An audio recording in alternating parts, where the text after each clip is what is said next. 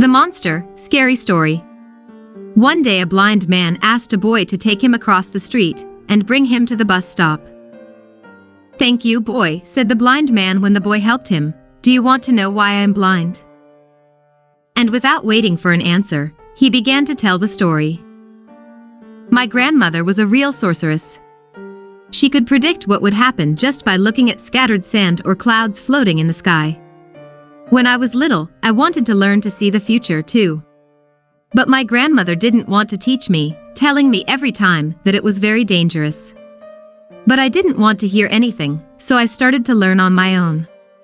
All day long I would stare at the clouds, or at the lines of the wooden ceiling in my room, and at night I would turn on a flashlight and look at the shadows in the folds of the quilt." "And what," the boy asked with interest in the story, "did you learn to see?"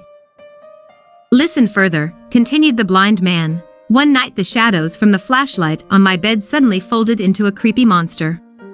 It had a small head and a big mouth with long yellow teeth. And it was reaching out its arms or paws toward me. But I quickly turned off the flashlight.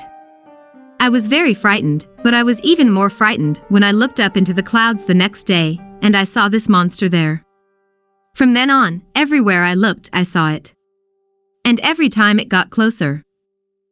"Is that why you became blind?" the boy asked. "No," said the blind man, "I became blind because my grandmother put some ointment on my eyes. She said it would save me from the beast." "Have you learned to see the future?" the boy asked. The blind man nodded. "In exactly 3 minutes my bus will be here," he said, "and a woman with bags will come out of there." And indeed the bus arrived exactly 3 minutes later, and only one woman got off, holding 2 full bags in her hands. While the boy stood there with his mouth open, the blind man got up, got on the bus, and shouted through the open door, "You can learn to see too."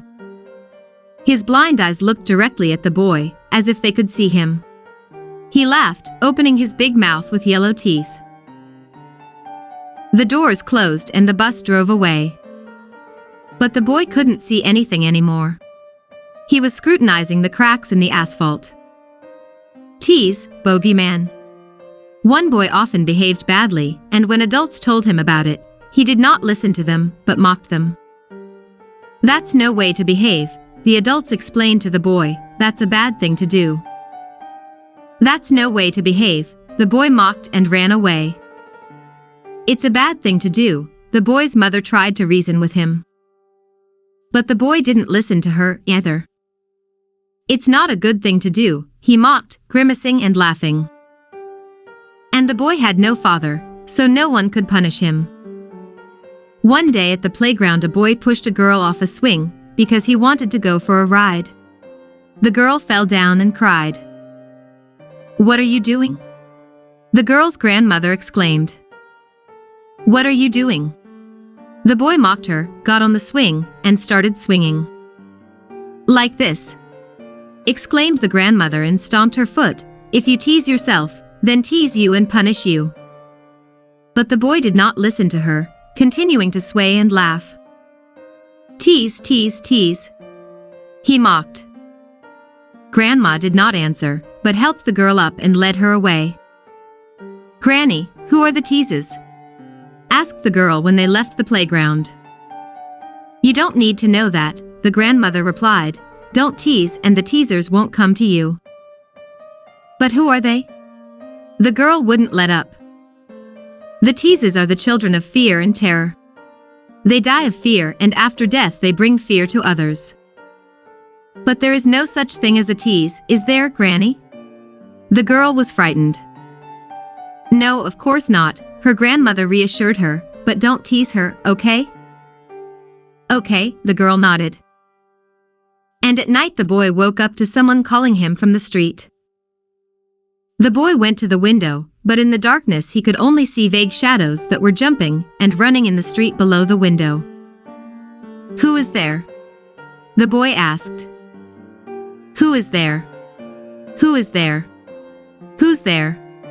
began to mock the boy from below. "Stop it now," shouted the boy. But the shadows outside just started laughing and shouting even louder. "Stop it! Stop it now!"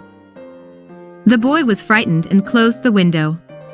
But immediately there was the sound of shattered glass and several stones flying into the room. "Stop it! I will not do it again!" The boy cried out, frightened. But the shadows were coming in through the window, reaching for him with their long black hands and sharp claws. "It is necessary," they mocked, "I will."